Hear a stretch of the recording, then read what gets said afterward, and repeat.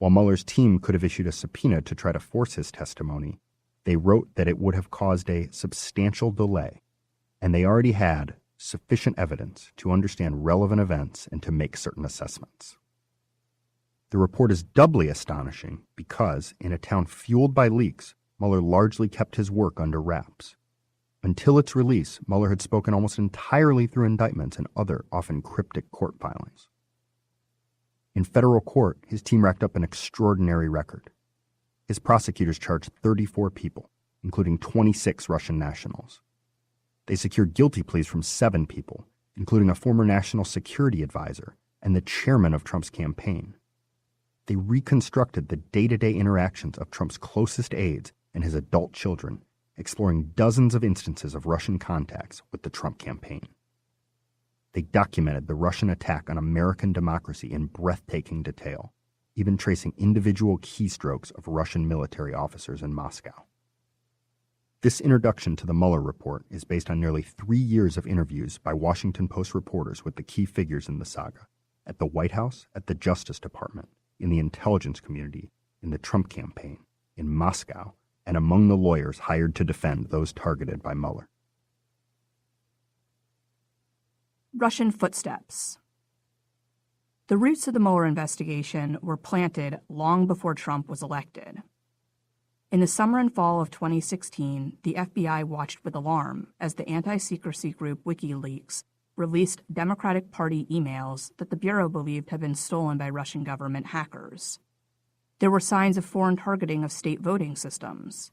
Also underway was a little-understood effort by Russian internet trolls to influence American voters on social media through false news reports and incendiary political ads. Meanwhile, Trump surrounded himself with campaign aides who had long-standing financial ties to Moscow. The candidate echoed Kremlin talking points about NATO and the European Union. Rather than condemning the Russian activity or calling on Russian President Vladimir Putin to stop it, he mocked the threat. "Russia, if you're listening, I hope you're able to find the 30,000 emails that are missing," he said at a news conference in July 2016, referring to emails that Hillary Clinton, his Democratic opponent, had purged from a private server, saying they were personal communications and not related to her work while Secretary of State. At that moment, WikiLeaks had just upended the Democratic National Convention by publishing thousands of internal party emails. Soon after, the U.S. government received a disturbing report from its ally Australia. Officials were told that George Papadopoulos, a young energy consultant chosen to advise Trump on foreign policy, had bragged to an Australian diplomat that he had been told that Russia had dirt on Clinton in the form of thousands of emails. Papadopoulos' boasts had come in May 2016, before the public even knew that the Democratic National Committee had been hacked.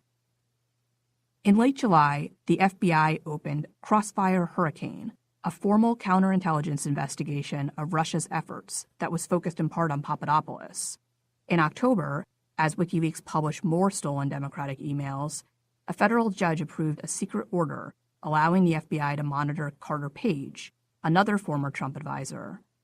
The Bureau told the judge that it suspected Page was a Russian agent.